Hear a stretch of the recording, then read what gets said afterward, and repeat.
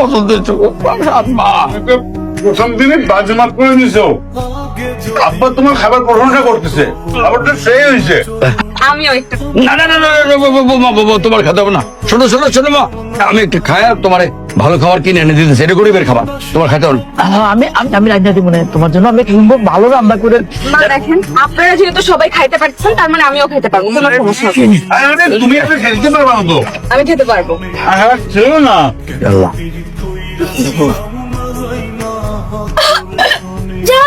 পানি দাও, পানি। চিনি চিনি চিনি খাইতে গেলে কেন তুমি? আমি তোমার জন্য খাবার নিতেছি। আনতে হবো না, আমি ভালো করে ওর লাগে তরকারি রান্না করে দিতেছি। তুমি বসো তো, তোমরা খাও। তো ঝাল খাবার আপনারা এতক্ষণ ধরে খাচ্ছেন আমাকে খুশি করার জন্য না? না মা, খুশি করার জন্য।